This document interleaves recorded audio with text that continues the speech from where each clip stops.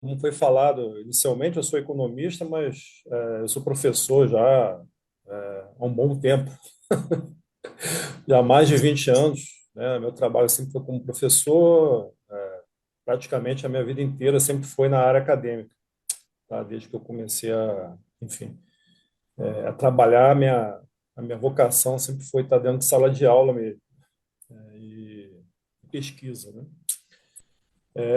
Dentro da área de economia, né? Principalmente. Tá? Então, bom, em relação à política econômica, né, do governo Lula, tem boas e más notícias, vamos, vamos dizer assim. Não sei por onde vocês querem que eu comece. Bom, normalmente a gente começa pelas boas notícias, né, vamos dizer assim, né? Bom, nós temos boas notícias, né? Então, acho que pelo menos duas que para mim são bastante importantes, né? A primeira boa notícia, vamos dizer assim, né, do governo Lula, e aqui lembrando, sabe, eu acho que é bom a gente sempre destacar isso, né, que o governo ele pegou uma situação econômica bastante delicada, né, situação econômica interna, né, situação externa até que não, mas a situação interna do país, né, da economia do país, não era das melhores por conta do desmonte, né, de uma série de políticas públicas, enfim. De todo modo, algumas coisas, né, o governo ele rapidamente recuperou, né, no que tange à política econômica. Tá? Então, uma delas que eu considero muito importante, né, é a política de valorização do salário mínimo. Tá? É, desde do primeiro governo Lula, né, em 2003, né, que vai de 2003, né, até 2010, né, no caso, o primeiro e o segundo governo, houve uma política de valorização do salário mínimo, né? Então, houve reajustes reais, né? Um aumento real do salário mínimo nesse período. Tá?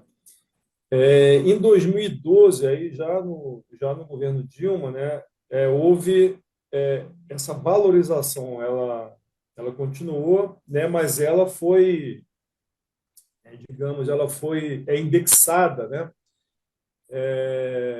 em relação à inflação e ao crescimento econômico, né? Então, a partir daí, você tinha aumentos no salário mínimo que eram a inflação, né, anterior do ano anterior, mais o crescimento do salário, desculpa, mais o crescimento da economia, né? Mais o crescimento do PIB, né? Então, houve essa, digamos, essa valorização, né, do salário mínimo que foi estabelecida em lei, tá? Essa lei, enfim, ela seria rediscutida em 2019, se eu não me engano, né? Mas o fato é que você teve um período, né, de 2015 a 2018, né, de baixíssimo crescimento. Teve 2 anos onde a gente teve crescimento negativo do PIB. E no governo Bolsonaro, essa política foi deixada de lado, né? Teve anos, 2019, onde não houve nem a reposição da inflação, ou seja, teve uma queda no salário mínimo real, né? Bom, e em 2023 o governo retoma essa política, né? Então, ela está estabelecida novamente, né, como a inflação, no caso INPC, né, o Índice Nacional de Preços ao Consumidor, mais o crescimento do PIB de 2 anos anteriores ao ano onde está sendo dado o reajuste, né? Então, isso é uma coisa, na minha opinião, né, é bastante importante, né, se levarmos em conta em que, na última pesquisa do IBGE, né, pesquisa, esqueci o nome agora, mas é uma pesquisa que você vai até o domicílio, né? Por volta de 70% da população ganha, né, até um salário mínimo, né? Tem aqueles que ganham menos que isso, né? isso per capita, tá? 70% da população recebe até um salário mínimo per capita. Então, o aumento atinge diretamente essas pessoas, evidentemente, tá? Isso serve também como teto do INSS, né, onde uma parcela também, enfim, mais de 50%, se eu não me engano, está em torno aí de quase 60%, né, de quem ganha pelo INSS ganha um salário mínimo. Então, essa política de valorização do salário mínimo tem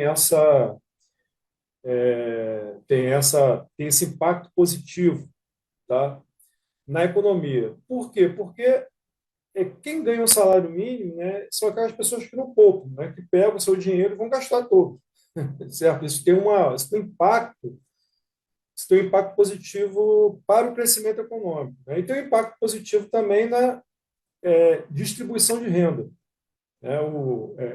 Tem estudos sobre isso, né? Aumentos no salário mínimo têm impactos diretos na distribuição de renda, tá? Na melhora da distribuição de renda. Tá? Então, esse é o primeiro ponto positivo, né, da política econômica. Né? Um outro ponto positivo, né, em relação também à política econômica, né, e também dentro de uma coisa que a gente chama de política de rendas, tá? Tanto o salário mínimo, quanto que eu vou falar agora, ele entra dentro da política econômica numa área chamada política de rendas, né? Vamos colocar assim, que é a questão do Bolsa Família, né? O Bolsa Família, né? Bom, eu vou contar a história aqui do Bolsa Família, que hoje acho que vocês conhecem e tal, mas houve, digamos, ele passou, né, a ser aceito, né, digamos, por praticamente todas as correntes, né? Hoje, eu acho que praticamente todos os setores da sociedade, né? Eu digo isso porque lá atrás, quando ele foi implementado, havia muito preconceito em relação ao Bolsa Família, vocês sabem disso, né? Não vou aqui repetir que tipo de coisas que eram faladas, né? Mas isso atualmente acabou sendo incorporado dentro da pauta, digamos assim. Eu acho que a gente praticamente pode dizer que hoje já é uma política de Estado, né? Isso provavelmente, se entrar um outro governo, né? Muito provavelmente o Bolsa Família ele vai permanecer. Mas o que a gente tem agora no governo Lula é digamos, uma reestruturação do Bolsa Família, né? Então, hoje a média, né, dos rendimentos, né, era R$ 400, passou para R$ 600, né? Houve um aumento, né, no Bolsa Família, mas, além disso, houve mais alguns benefícios para quem tem crianças de 1 até 5 anos de idade, não lembro agora, mas você ganha mais um valor. Então, a média ficou aí em torno de R$ 670, né, que é o que está sendo dado, né, para essas famílias em relação ao Bolsa Família, né? Então, ele também é importante porque ele impacta diretamente em famílias de baixa renda e esse valor ele é diretamente gasto, né, ali como consumo, que ajuda também no crescimento econômico, tá? No crescimento econômico e também tem impacto positivo na distribuição de renda. A distribuição de renda, quando a gente fala no Brasil, é sempre importante, porque o Brasil, entre os países, enfim, os países capitalistas no mundo, né, de renda média, né, o Brasil tem, de fato, uma distribuição de renda muito ruim, né? Isso não é de agora, né? Isso é histórico, né? Então, qualquer política que melhora a distribuição de renda já é um ponto muito positivo. Então, essas duas políticas, né, tanto do Bolsa Família como da valorização do salário mínimo, né, eles têm esse impacto positivo na economia, para o crescimento econômico e também para a distribuição de renda. Então, eu diria, né, que, em relação à política econômica, essas são as duas boas notícias que a gente tem, né, para, digamos, para a audiência aí da nossa escola, né, da escola do Simples, tá?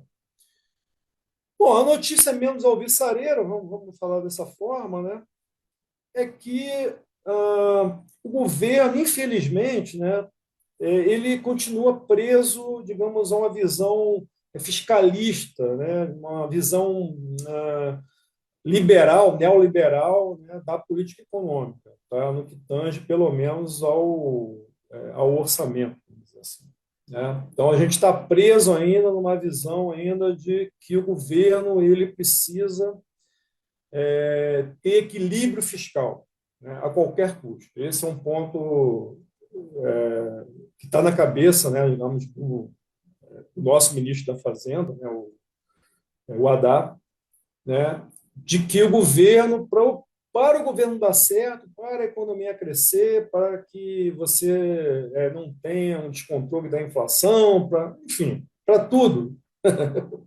Você antes, né, você precisa ter equilíbrio fiscal.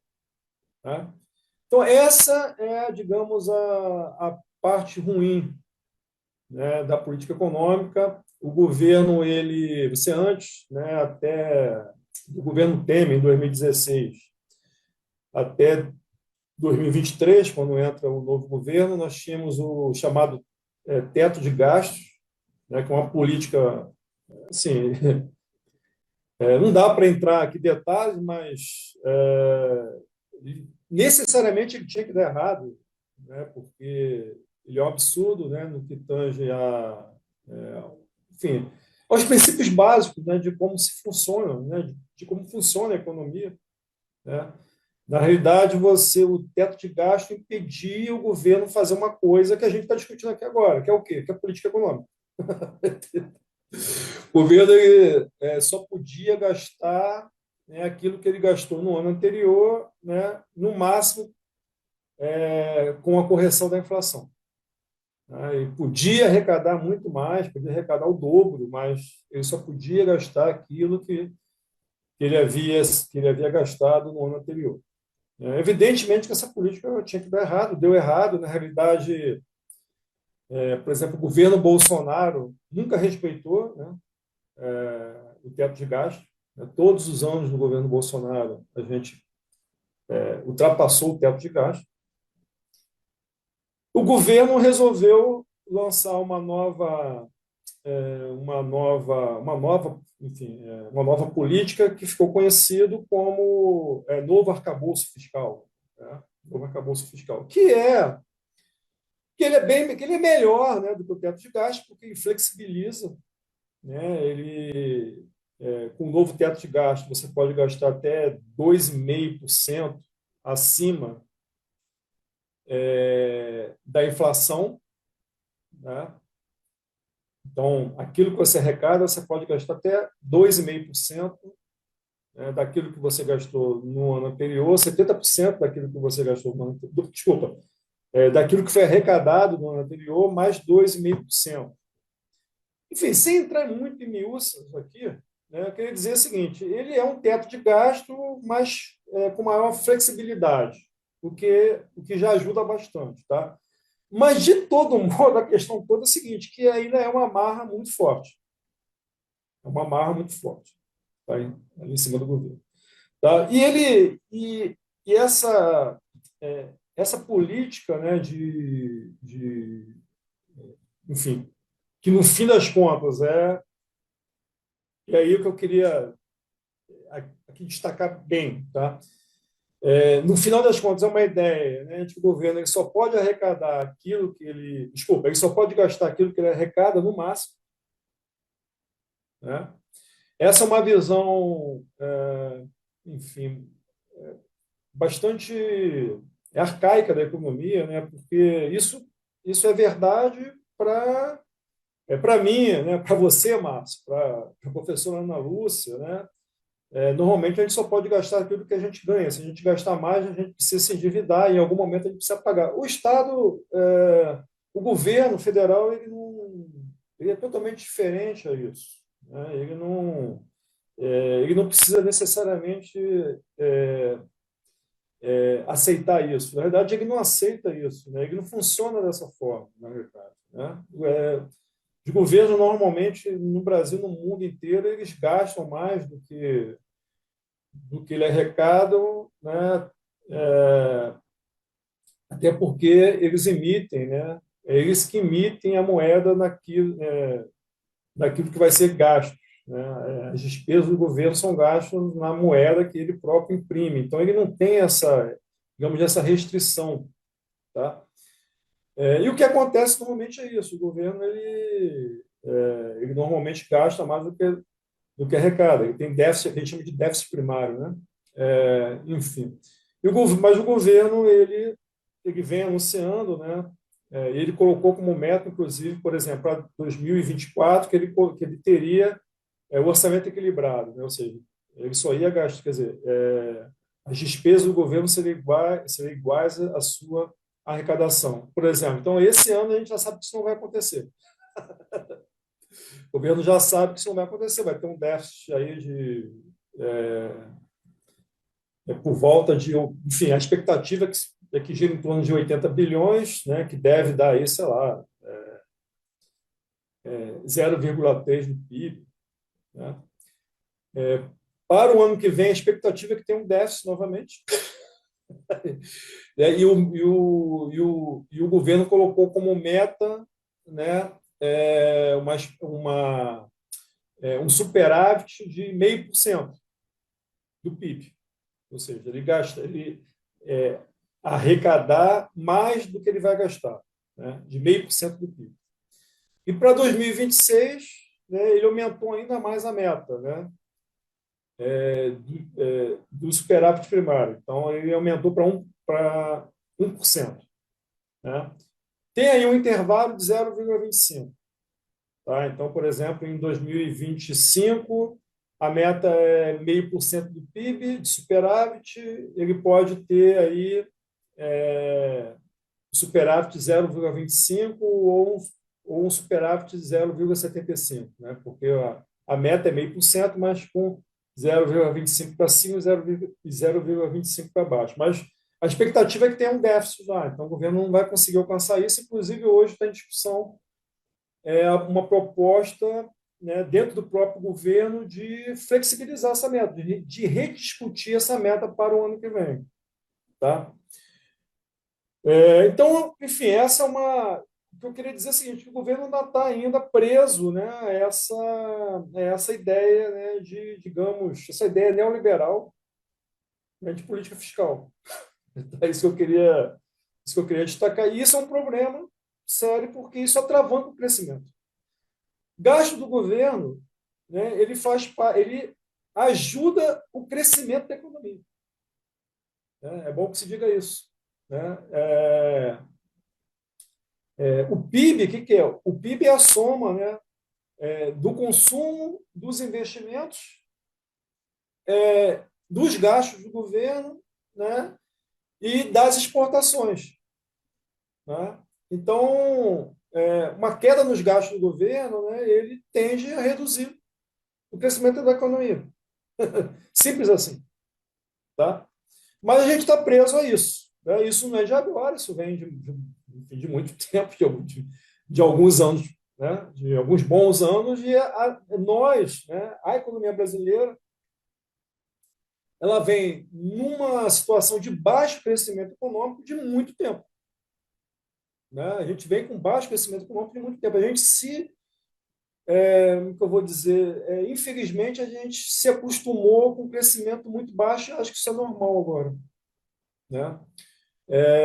A gente teve um crescimento, a gente esperava ter um crescimento no ano passado, né, no início, a expectativa é de 1%, né, depois foi aumentando, nós acabamos ficando com um aumento de 2,9%. Pô, que é legal, beleza, né? Para quem tinha expectativa de 0,5% lá no início, né, você tem um crescimento econômico de 2,9%, pô, beleza. Né? Agora, a expectativa para esse ano agora está em torno de 1,5%, 1,8%, 1,5%, né? Ali no máximo 2%, né? Quer dizer, abaixo do que a gente cresceu no ano passado. Né? Ou seja, e para piorar numa situação que, né, para o governo é muito ruim, porque a gente vai ter eleição municipal esse ano, etc. Né? Pô, crescimento econômico é importante? É uma pergunta, né? Eu digo que é muito importante. A gente pode crescer muito mais do que a gente está crescendo. Né? Porque é com o crescimento econômico que a gente gera emprego, né? É que a gente tem aumento de salário, redução da taxa de desemprego, tudo isso ele vem de crescimento econômico. Né?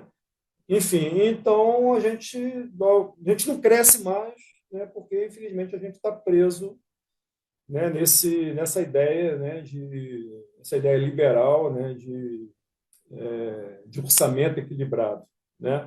E aí eu vou dizer só para terminar essa primeira, acho que eu já falei muito, né, nessa primeira parte, mas só para terminar, assim, e aí há digamos, um vazio, sabe, o professor Ana, né, no debate, por quê? Pegue agora, eu convido agora os nossos colegas professores, agora que estão nos assistindo, que pegue agora qualquer reportagem que trate disso, de uma, sei lá, de qualquer revista dessa de grande circulação, né, digamos, da mídia tradicional, né, qualquer aí, olha aí na internet, né, vocês vão escutar a mesma coisa, né, orçamento equilibrado. Aí você vai ver quem são os economistas que vão lá dar um palpite, né? Eu aposto o que vocês quiserem, né? São os mesmos economistas da onde? Do banco, sei lá qual, do fundo de investimento, não sei qual. São os mesmos economistas do mercado financeiro. Você não vê, infelizmente, sinceramente, nenhum economista, por exemplo, de alguma universidade, né? Lá da Universidade Federal Rural, da onde que eu estou lecionando, da UFRJ. Não, você sempre são os mesmos economistas, né, do mercado financeiro. São isso que eu sempre falo. E sempre vão falar a mesma coisa. Então, assim, é, você tem um vazio no debate, porque só tem um lado que se escuta. Né? E aí, o que acontece? Infelizmente, até gente, né, enfim, professores, sociólogos, etc., né, de esquerda acabam caindo nessa, digamos, nessa visão, né, de que o governo só pode gastar aquilo que arrecada. Né? Deve se manter o equilíbrio fiscal acima de qualquer coisa. Né? Então, o debate, infelizmente, também está muito rebaixado. Por quê? Porque você só escuta um lado. Tá bom? Essa é a minha primeira fala. A gente pode conversar mais aí. E algumas notícias melhores também. Esqueci de falar assim, bom, a gente tem uma queda do desemprego, tá, o Márcio, também. Né? Então, uma melhora aí na renda, enfim, né? É isso. Tá? Tá, vamos aqui a algumas considerações, né, que foram feitas aqui no chat do Facebook do Sempre Rio, né? Maria Zé mandou boa noite aí a todos e todas, né? O Antônio Carlos, né, que é do Sindicato Metalúrgico, ele diz o seguinte, que valorizar o trabalho e o salário do trabalhador, enfrentar a desigualdade. Chega de fiscalismo, neoliberalismo e déficit zero, investir e desenvolver o país, receita necessária. Né? Bom, essas são aqui as considerações que foram feitas até agora no chat. Nós teremos também aqui algumas perguntas. Né? Se essa política, né, que o governo está empreendendo, né, essa política fiscal, que de certo modo é podemos dizer assim, né, uma flexibilização do teto de gastos, né, mas ainda presa do ponto de vista conceitual às ideias neoliberais, em grande medida, elas não acontecem porque o governo ele não tem uma maioria no Congresso Nacional. Se o governo, ele, em certo sentido, ele seria, não digo refém, mas preso, né, às pressões do Centrão para a adoção de uma política conservadora. Como é que você avalia isso, Marcelo? Então, o Bolsonaro também não tinha maioria, né?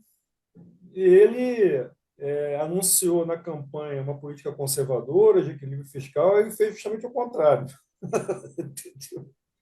Todos os anos furou o teto de gasto, teve déficit fiscal, né, déficit primário em 2019, 2020, 2021, só em 2022, né, que fez lá uns truques contábeis, né, e conseguiu o superávit primário. Não, isso tem um pouco, né? Eu não vou dizer que isso não conta em absolutamente nada, né? Porém, na hora de negociar o que ele negociou, né, vamos, o novo arcabouço fiscal, ele poderia ter sido um pouco mais flexível, né? Porque esse arcabouço fiscal, quem foi que apresentou, né, foi o governo, o próprio governo que apresentou, né? Não foi outra pessoa, né? Não foi um outro ente, certo? Foi o próprio governo, né? Agora, por exemplo, está se discutindo uma flexibilização, né, para o ano que vem, da meta para o ano que vem, né? O próprio Ministério da Fazenda já disse que não quer, né? Isso dentro do governo, né? Há uma disputa dentro do governo, né? A Tebet, a ministra Tebet, que está defendendo, pô, não dá para a gente alcançar. E o próprio Haddad falou que não, a gente quer manter isso aí, né? Então, assim, o governo pode fazer a sua parte também, sabe? Tá? É, veja só o seguinte: se você pega, né, o governo Lula, né, de 2003 a 2010, nós tivemos superávit primário todos os anos, entendeu? Na segunda metade, né, no segundo governo dele, né, a gente teve crescimento, né, foi o nosso último grande suspiro de crescimento econômico que a gente teve entre 2006 e 2010. 2010 a gente teve um crescimento de 7,5%. Veja qual é a armadilha desse negócio, né? Quando você cresce mais, né, você arrecada mais. Né? Quando você cresce menos, né, você arrecada menos. Essa é a tendência. Então, quando você cresce muito pouco, você tem dificuldade de colocar, né, as contas em ordem, né? Digamos, contas em ordem. O que eu estou querendo dizer é você ter ali o orçamento equilibrado, né? Por quê? Porque você gasta menos, mas a sua arrecadação cai também. Está entendendo? Então, o crescimento econômico, ele, inclusive, ajuda, né, do governo conseguir o superávit primário. Tá? Certo? Está entendendo? Né?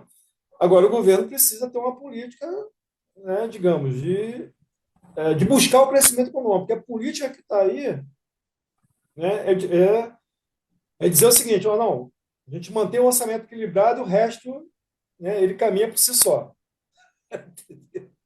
Caminha por si só. Deixa que o mercado ele vai resolver aí, né, e vai investir mais. Não, isso aí, infelizmente, isso não dá certo, sinceramente. Isso, historicamente, o que se vê é quando o governo gasta mais, você tem mais crescimento econômico e aí, inclusive, é mais fácil você manter o orçamento equilibrado. Tá? É assim que funciona, é assim que tem funcionado, né? No Brasil e no mundo, tá? Não é só aqui, né? Mas há essa é uma outra coisa, né? Há digamos, um discurso anticrescimento, de falar, discurso anticrescimento, né? Agora já começou a se falar que o máximo que o país pode crescer em torno de 1,5%, porque se cresce mais do que 1,5%, você vai acabar tendo inflação, sabe? Entra umas teorias meio loucas assim, sabe? Então, o crescimento né, que o Brasil pode ter no máximo é aí de 1,5%, 2%, porque se passar disso, você vai gerar inflação, e aí gerar inflação você acaba desequilibrando a economia, enfim, sabe? É isso, né? Tá? Tá.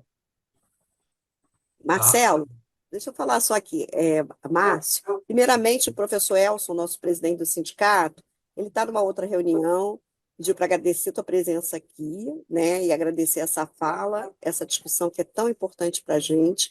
E eu queria aproveitar, né, Marcelo, para pensar junto com você, porque assim, o professor, a professora, a maioria da categoria, muitas vezes não entende, né, essa coisa do fazer funcionar da economia, né, com todos esses conceitos, com todos esses movimentos. Então, assim, se você pudesse falar de uma forma bem direta, o que que isso afeta diretamente a questão do trabalhador e do professor e da professora, nesse cenário que a gente está vendo aí, econômico que você trouxe, né? Que eu achei muito interessante quando você fala da questão do gasto do governo como o investimento, né? Que é isso que a gente precisava estar trazendo também para o centro da discussão, né? Então, queria te ouvir um pouquinho. Bom, como eu falei, o gasto do governo ele faz parte do PIB, né? Existe uma identidade contábil, né, que é o quê? PIB é igual. PIB é igual consumo, mais investimento, mais gasto do governo, né? Mais exportação, menos importação, né? Vou dar um exemplo. Então, por exemplo, o crescimento que a gente teve de 2,9% agora em 2023, ele foi puxado principalmente pelas exportações, né? O investimento, e aí é uma coisa grave também, né? Uma situação difícil da economia brasileira, o investimento ele foi negativo, ele teve um crescimento negativo. Então, o investimento ele empurrou o PIB para baixo, mas as exportações, mais o consumo, né, faz parte do PIB, ele puxou para cima o PIB, né? Ele teve uma variação positiva. Em relação a isso, vou dar um exemplo que eu posso, é o meu exemplo agora. Por quê? Né? O sindicato está negociando agora, nesse exato momento, com o governo. Né? Eu sou professor, eu sou servidor público federal, no caso, né? E a minha categoria está discutindo agora, nesse momento, né? Um reajuste, né? Para esse ano e para os próximos anos. Né? Então, esse ano agora, né? Agora 2024, a proposta do governo foi de quanto? De zero. Né? Por quê, principalmente? Por conta do arcabouço fiscal. O Haddad foi falar, não, ó, é, o orçamento está fechado, não dá para dar nada, entendeu? Percebe? Né? Se a arrecadação tivesse sido maior, tal, aí teria um espaço fiscal. Mas veja, a lógica é essa, né? É a lógica do equilíbrio, né? Do equilíbrio fiscal, sabe? Né? No caso do município do Rio de Janeiro, como que se impacta, né? É a mesma coisa, né? O município, né, aí no caso, ali já é diferente, né? O município ele tem uma restrição orçamentária mesmo, né? Porque o município do Rio de Janeiro, né, ele não pode imprimir moeda, né, como faz o governo federal, né? Mas o baixo crescimento da economia vai afetar a receita do governo da prefeitura do Rio de Janeiro, entendeu? Porque a receita é procíclica, né? Quando você está tendo um crescimento econômico, a tendência é você arrecadar mais. Né? Inclusive, os repasses do governo federal para os municípios aumentam também, né? Porque o governo arrecada mais. Então, baixo crescimento econômico vai impactar, né, numa baixa, uma queda da receita, vamos dizer assim, né, que depois vai dificultar, por exemplo, um aumento também, né, nos professores do município do Rio de Janeiro ou de qualquer município do Brasil, sabe? Né? Então, assim, a política econômica do governo federal é que tem impacto direto, né, no orçamento de todos os governos da federação. Né? Tá entendendo? É isso. Né? E aí fortalece esse patronato truculento que a gente tem aqui também para negociar, né? Aqui na escola privada. Não, olha, não, isso é uma outra coisa, né? Deixa eu assim, o que eu vou falar aqui pode parecer meio esquisito, tá? Mas veja, patrão, aí eu não estou falando patrão de escola privada, estou falando patrão em geral, né? Indústria, etc. Ele não necessariamente ele está preocupado com o crescimento econômico, tá? É bom que se diga isso, né? Patrão, quer dizer, os empresários eles estão preocupados primeiramente com uma coisa, com a taxa de lucro, entendeu? Às vezes olha só, pô, por que, por exemplo, no governo Temer, né, que a economia estava indo por água abaixo, estava recessão, né, desemprego elevado. Por que havia digamos, os empresários estavam confortáveis, né? Você via, né? Havia até elogios, inclusive, né? Por quê? Porque no governo Temer, né? Você não tinha crescimento econômico, mas a taxa de lucro ela estava aumentando, percebe? Né? Então, empresário, ele não. Assim, tudo bem, né? Se tiver crescimento econômico, beleza, ótimo, tal, mas não é o primeiro, não é digamos, a primeira meta, né, do empresário. A primeira meta dele é a taxa de lucro dele, certo? E aí você pode estar com baixo crescimento e com uma margem de lucro, uma taxa de lucro até crescendo, inclusive, né? Percebe? Crescimento econômico tem uma outra coisa, sabe? Que eu falo assim, pô, às vezes o pessoal fala assim, não, mas o governo Lula ele é tão bom, né? Por que então os empresários todos não, né? Se você pegar agora, por exemplo, o último governo, agora na última eleição, por exemplo, né? Quem que a burguesia brasileira apoiou? Né? O agronegócio, né? Apoiou o Bolsonaro, né? Certo? Por quê? Né? Porque no governo Lula, isso de fato acontece, isso aconteceu, inclusive, né, principalmente no segundo governo dele, né, houve um aumento do poder de barganha do trabalhador. Tá? Isso é fundamental. Então, assim, empresário odeia, entendeu? E odeia que o trabalhador tenha um aumento do poder de barganha. Né? O aumento do poder de barganha do trabalhador está ligado a uma outra questão, o quê? A taxa de desemprego. Né? Quando a taxa de desemprego ela se reduz, né, a tendência é que o poder de barganha do trabalhador aumente. Né? Certo? Porque a demanda por trabalho ela começa a aumentar também. Entendeu? Certo? E quando que você tem uma queda na taxa de desemprego? Né? Você tem um aumento no emprego? Quando você tem crescimento econômico. Então, assim, essa aí é uma questão, né? Entendeu? Que o empresário. Uma coisa que o empresário odeia, vou aqui repetir, uma coisa que o empresário odeia é aumento de poder de barganha do trabalhador. Né? Porque aí o salário dele começa a aumentar e isso, em algum momento, pode, inclusive, rebater a taxa de lucro dele, entendeu? Bom, isso é só falar uma coisa, isso aí está nos grandes economistas, né, enfim, que o mundo conheceu, isso antes de.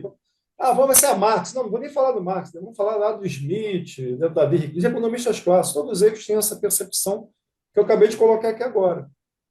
Né? E os grandes economistas também do século XX, como Keynes, Hayek também. Então, assim, não estou falando nenhuma novidade, né? Aqui para a nossa audiência, vamos dizer assim. Tá? Tá. Agora, então, quem gosta de crescimento econômico mesmo, né, é o trabalhador. Esse está bem. Trabalhador, verdade. Onde ele tem uma situação de salário que Isso. ele pode, né, que ele Ele tem pode, a né, sensação de consumo, toda aquela coisa. aumentar o salário Márcia, dele, ele pode consumir mais, etc, etc. Né? obrigada, professor Marcelo. Márcia, quer continuar? Temos aqui uma pergunta aqui da Zezé Lourenço. Ela pergunta o seguinte: e a política de industrialização do governo Lula? Então, Quando a gente fala de política econômica, a gente está falando de política de mais, assim, de curto prazo, vamos dizer assim, né? Uma política industrial é o que a gente diria, a gente chamaria de uma política estrutural, né? De mais longo prazo. O governo tem dado boa, digamos, uma sinalização positiva em relação a isso, tá? Eu diria tímida, mas tímida, mas positiva, né? No sentido de que ele está, digamos, retomou, digamos assim, a política, a importância do BNDES, né? Agora, recentemente, né, ele lançou uma política industrial, né, para, enfim, uma política industrial de longo prazo, né, se não me engano, é de 30 anos, com metas, né, a serem alcançadas, que é muito importante, entendeu? Esqueci o nome da professora que perguntou, mas, assim, de todo modo, é uma retomada, né, de algum tipo de planejamento, pelo menos, né, de se falar em política industrial, porque o pensamento liberal, neoliberal, não gosta nem de ouvir falar em política industrial. Tá? Então, houve essa retomada. Só que muito tímido. Por que está tímido ainda? Essa é a pergunta. Porque está preso, mais uma vez, está preso à ideia lá do arcabouço fiscal. Né? Porque política industrial, o que você precisa de política industrial? Você precisa de crédito. Né? Você precisa aumentar o crédito, você precisa gastar. Né? O governo precisa induzir isso. Certo? Né? Então, o que você tem aí, né, o que foi proposto, né, é crédito do BNDES. Né? A princípio, o Tesouro ele não colocaria recursos. Né? Seriam recursos próprios do BNDES. Então, assim, é positivo? Entendeu? Agora, ele não é mais, né, ele não é mais avançado, ele é tímido ainda, tímido do meu ponto de vista, tá? Porque está preso, né, a essa visão de equilíbrio fiscal, sabe? De déficit zero, etc, etc. Entendeu? Esse é o grande problema. Por isso que eu estou falando, essa visão é um problema grave dentro do governo ainda. Entendeu? Ah, uma outra coisa é que, veja bem, É, e essa visão de déficit zero, né, de orçamento equilibrado, é uma visão de muito curto prazo, sabe? Ele, por essência, né, é uma visão curto-prazista, certo? Política industrial é uma visão de longo prazo. Infelizmente, nós perdemos isso. Né? Nós perdemos essa perspectiva de olhar a economia no longo prazo. É uma pena. Tá? E aí é o seguinte, você teve tentativas, né, no governo, principalmente no segundo governo Lula, tá, de 2006 a 2010, desculpa, de 2007 a 2010, né, você teve ali no governo Dilma, no início do governo Dilma também, do primeiro governo Dilma, essa ideia, né, de fazer política industrial, teve o PAC, né, no governo Dilma, só que isso foi interrompido, né, nos governos Temer e Bolsonaro. Isso é um problema também, entendeu, professor? Porque você precisa, né, de uma política que se mantenha, porque assim, como é que o empresário vai investir? Fala assim, não, você tem um plano. Né? Aí o empresário olha aquele plano. A economia vai bombar, né? Ou seja, eu vou investir, etc, etc. Aí chega um governo e fala, não é nada disso. Esquece tudo que o governo atrás falou. Né? Ou seja, o empresário também não tem perspectiva, entendeu? De que se mantenha aquela política do governo. Então, isso também é um problema. A gente precisa pensar o país de longo prazo, certo? E que seja política de Estado, não seja política de governo. Né? Aí vai entra o governo, se você desfaz tudo que foi feito no governo anterior, né? Enfim, o caso do BNDES, por exemplo, o que foi o BNDES? Né? O BNDES ele foi praticamente e foi anulado o BNDES no governo Bolsonaro. Né? Anulado. Não se fez política industrial. né? Certo? Então, o governo Lula está retomando isso. Agora, a gente tem expertise também, né? Porque o Brasil já fez muita política industrial, né, no passado. O BNDES, inclusive, ele surge, né? Ele é criado com essa perspectiva, né? Então, assim, a gente tem expertise disso. Os nossos melhores anos de crescimento econômico foi quando a gente teve política industrial, inclusive, né? Citar aí o plano de metas, né? O primeiro Plano Nacional de Desenvolvimento, o segundo Plano Nacional de Desenvolvimento no governo Geisel, né? Isso foi um período onde a gente tinha política industrial pensada a longo prazo, né? E é onde a gente teve as maiores taxas de crescimento, certo? É isso que a gente, então a gente precisa retomar. O governo está retomando, mas, no meu ponto de vista, ainda de forma tímida, né? Por que tímida? Porque está preso, né, ao maldito arcabouço fiscal. Infelizmente. Perfeito. Agora, me diga uma coisa sobre a questão da Petrobras, né? A Petrobras que foi atacada violentamente no período da Lava Jato. Existe perspectiva para que, dentro desse governo, a Petrobras retome seu papel de indutora do desenvolvimento econômico do país? Como é que você vê isso? Ora, sem querer defender, né, o presidente, eu acho que o presidente, né, ele está convencido disso. Mas isso não é de agora, não, inclusive, né? O papel que a Petrobras ela tem que Diz ter. o Prates, Não, não, desculpa, presidente Lula. presidente Lula, pensei que foi o presidente Presidente da Lula. Petrobras. Presidente Lula. Eu poderia dizer com quase 100% de certeza que ele está convencido disso, né? Da onde que eu tiro isso? Né? Das dezenas de declarações que o Lula já fez desde o primeiro governo dele. Entendeu? Desde o primeiro governo dele. Agora, dentro do governo Lula, tem muita gente convencida que não. É aí que está o problema. Tem muito neoliberal dentro do governo. E aí eu estou falando que você tem um ministro, né? Você tem os ministros, mas tem o pessoal de segundo e terceiro escalão, que é quem leva, né, a política do governo. Esse pessoal de segundo escalão, de segundo e terceiro escalão, está cheio de neoliberal, desculpa falar isso. Está entendendo?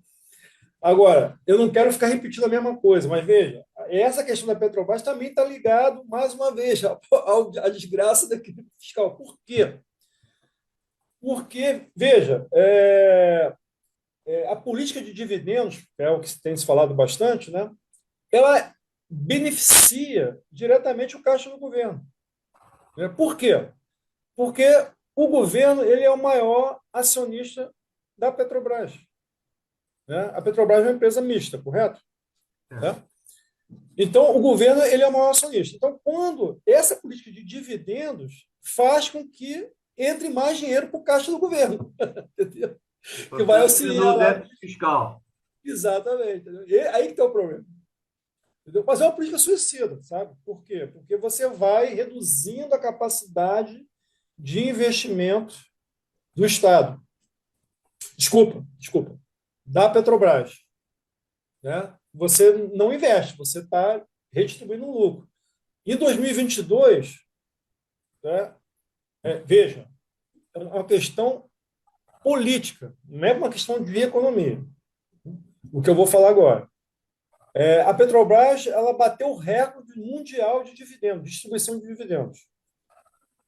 Por que ela fez isso? Porque foi uma ordem do governo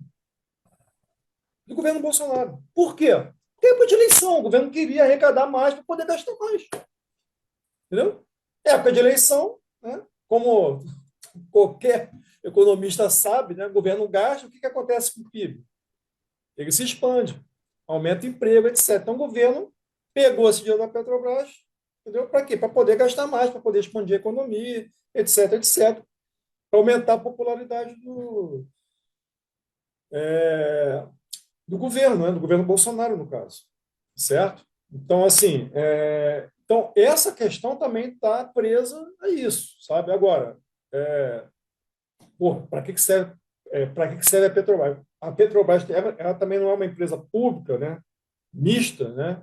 Então ela também tem que ter um papel, né, de ajudar no desenvolvimento do país, certo? E aí tem que pensar no longo prazo. No curto prazo, essa política de dividendos para o governo é boa, porque aumenta a arrecadação dele, daquele é o maior acionista, certo? Mas no longo prazo é ruim, entendeu? Se a gente quer falar de política de desenvolvimento, política industrial, essa política da Petrobras, né, de aumentar a distribuição de dividendos, é ruim. É bom para o acionista, né? Que é o governo e que é também os acionistas privados, etc., que estão ganhando mais. Aliás, boa parte desses acionistas privados estão fora do Brasil, não são nem residentes no Brasil. Diga-se de passagem. Enfim, então tem essa lógica, sabe? Né? A gente precisa como eu falei, precisa se livrar dessa lógica. O governo tem que gastar. Né? O governo precisa gastar. Né? Né? É isso. Tá? Márcio? Muito esclarecedor, né? Eu acho que você desmistificou aí uma série de conceitos, né, que são diariamente passados pela prensa tradicional, pela grande mídia, pela essa oligomídia, né, que se repetem, né, em todos os canais, em todos os comentários econômicos, né, em todas as falas sobre economia, de que o governo tem que poupar, né? Que o governo não pode gastar, né? E que isso é a chave do sucesso para, na verdade, o bem-estar do país, né? Que o governo ele precisa apertar as contas, apertar os gastos, né? Quando, na verdade, é exatamente o oposto, né? Para se poder induzir o desenvolvimento e o próprio crescimento do PIB, né? E o governo tem maior arrecadação para poder gastar mais e investir mais na saúde, mais na educação, mais no transporte, mais no bem-estar da população de uma maneira geral. É sensacional, né? Só um parênteses, né? Assim, o que me deixa chateado, chateado assim, é quando eu vejo, entendeu? Márcio, Ana Lúcia, quando eu vejo gente do nosso lado, né? De esquerda, vamos dizer assim, né? Entronizando esse discurso. Isso é que me deixa. Entendeu? Por isso eu queria bater bem nessa tecla. Né? Que eu estou imaginando que estou falando aqui para o sindicato. Né? O único, os nossos companheiros, né, começam a beber dessa fonte. Isso, assim, isso é desanimador, sabe? Porque às vezes eu escuto isso, sabe? Só para deixar esse parente. Não, e as coisas são apresentadas assim como se fossem dogmas, né? Absolutamente inquestionáveis, como se fossem verdades absolutas, como se na ciência existisse verdade absoluta. A ciência está sempre se desenvolvendo também e sempre buscando novos paradigmas, né? Importante, eu acho até, professor Marcelo e Márcio, que a gente também precisa incentivar mais essas conversas, né, com a categoria, para que ela consiga realmente sair desse discurso que é fácil, é acessível e que traz sempre essa coisa mesmo, essa mesmice, né? O governo Bolsonaro, né, ele furou o teto de gasto, ele teve um déficit, né, na maioria dos anos, né, que está Sim, aí quase R$ 1 trilhão sim, de reais. R$ 1 trilhão. sim. O que aconteceu com a economia brasileira? Nada. Não, absolutamente nada. Não teve. Aumentou a inflação? Não, não teve nada. Sabe? Quando ele gastou mais, inclusive, houve uma melhora no emprego, uma melhora na renda, e quase que ele ganhou. É verdade. Foi por pouco. Entendeu? É isso. Né? A inflação que teve agora, né, em 2000 e... Por exemplo, agora, vou falar de inflação rapidinho. Né? Agora mesmo, né, você está escutando aí na mídia, vai aumentar a inflação. Né? Segura o crescimento. Segura o crescimento que vai aumentar a inflação. Meu Deus do céu. O plano real, né, ele está fazendo esse ano 30 anos. 30 anos. Tá? desde 1994, quando teve o Plano Real, a gente está com os preços estabilizados, né? A gente teve inflação, né, de 2 dígitos, tá? Desses 30 anos, 4 vezes, em 4 anos. Né?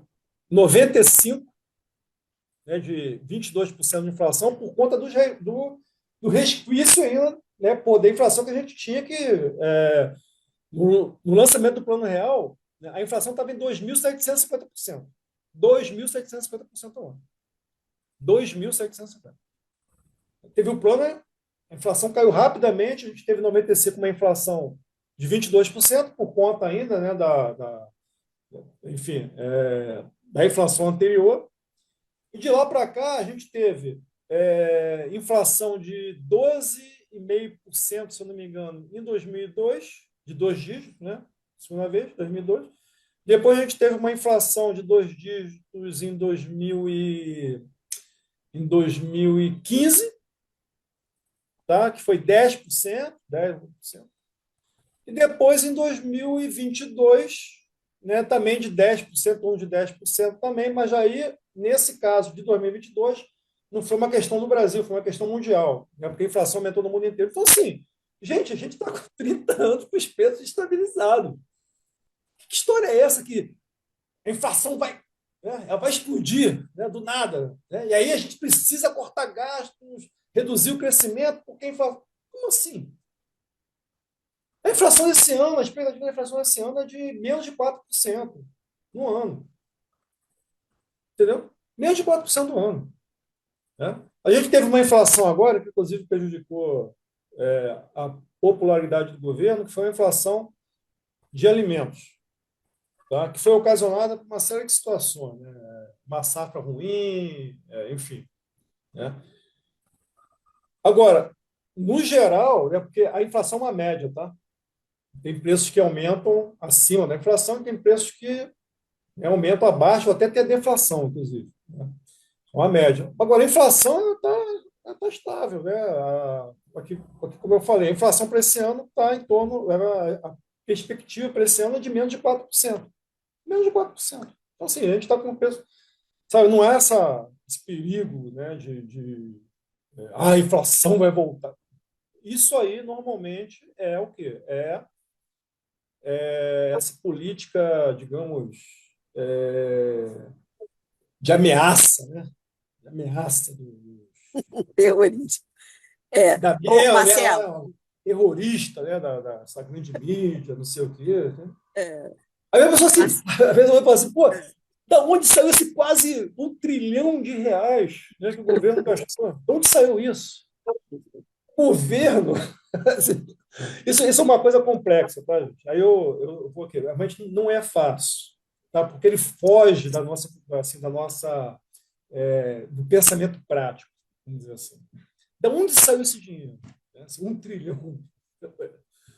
Não saiu de lugar nenhum. O governo, né, ele não tinha uma caixinha, né, de poupança com 1 trilhão ali guardado. Não existe isso, não existe. O governo imprime dinheiro. Desculpa, ele emite dinheiro. Emite dinheiro. Né? Aonde que o governo dos Estados Unidos, né, teve um déficit absurdo também na época da pandemia? Por conta da pandemia. Né? De trilhões de dólares. Como? Ele tinha uma caixinha guardada de. Não tinha.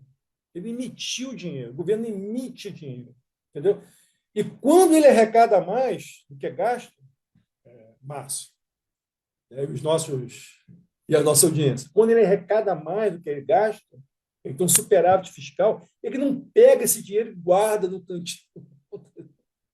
Está entendendo?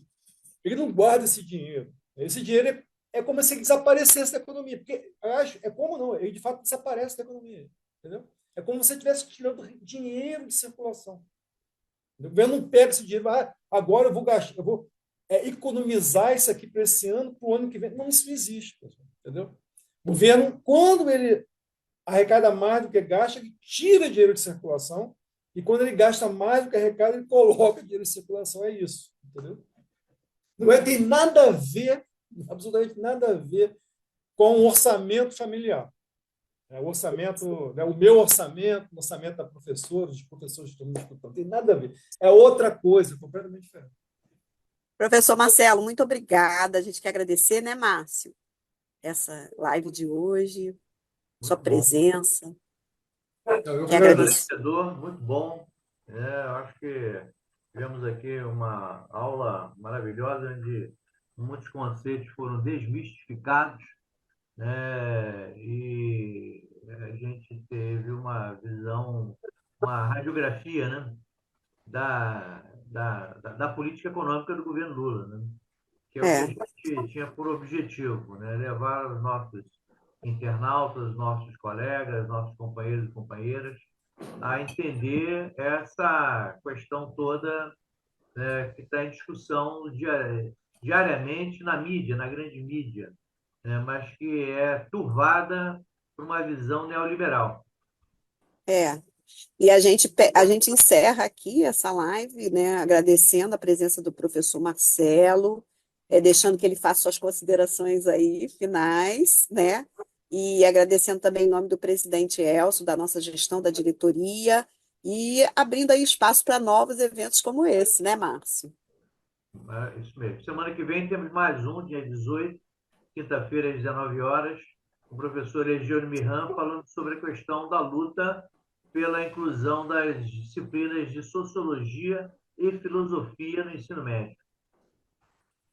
Com esse professor, tenho certeza que vai ser uma aula muito, também bem interessante. Professor, ele é um especialista nisso. Sim. Bom, então, posso falar? Ó, deve, é você. Então, eu realmente só tenho a agradecer, fico honrado, né, de poder participar, primeira vez que eu participo, né, estou à disposição, né, com uma outra oportunidade, ao vivo, né, presencial, se for o caso, ou também aqui no debate, né. Enfim, e eu queria deixar essa,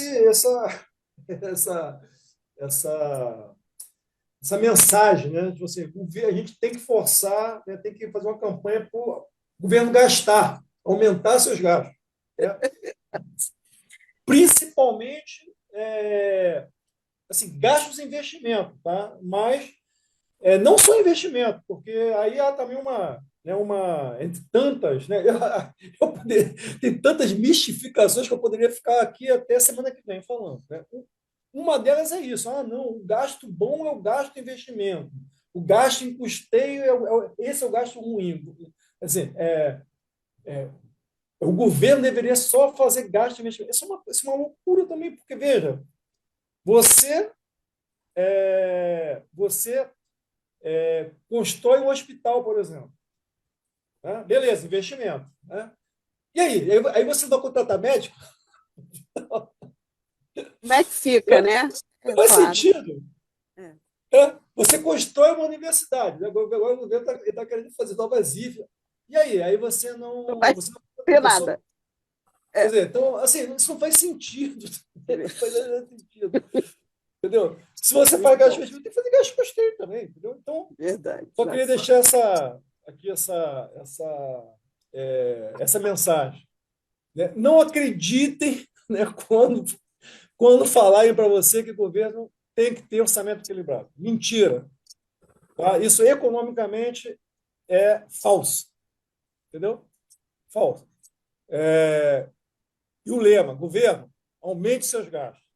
Aumente seus gastos. Tá? É isso. Obrigada, professor. Foi um prazer, muito aprendizado, gratidão. Né? E vamos encerrando por aqui, né, Márcio, hoje. É isso aí, vamos encerrando a noite. Boa noite a todos e todas. Agradecemos Noite, aí os gente. nossos internautas por participarem dessa live da Escola do Professor.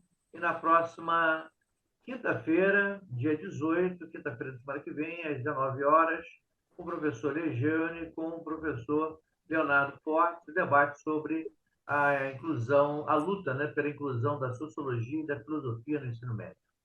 E Um não grande deixe de participar da programação da escola. Temos outros eventos também. É isso. No site do Simplo, que é o www.simplo-rio.org.br, você encontra toda a programação da Escola do Professor, né? Ou com um professor, diretor do sindicato, que vai à sua Também. escola, você pode pedir também o livreto com toda a programação desse semestre, desse primeiro semestre de 2024. Então é isso aí, Ana.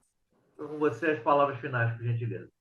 Muito obrigada, professor Marcelo, obrigada à nossa audiência, à nossa categoria, à nossa diretoria, ao Márcio, que é sempre um grande parceiro, diretor aí, que cuida muito desses convites todos e traz pessoas tão especiais, tão importantes para contribuir com o nosso debate, nossas provocações. E é isso, vamos participar cada vez mais, não somente das atividades, mas também dos movimentos, das mobilizações. Estamos em campanha salarial, não vamos esquecer.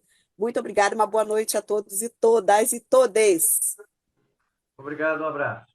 Obrigado, um abraço. Vai encerrar, obrigado.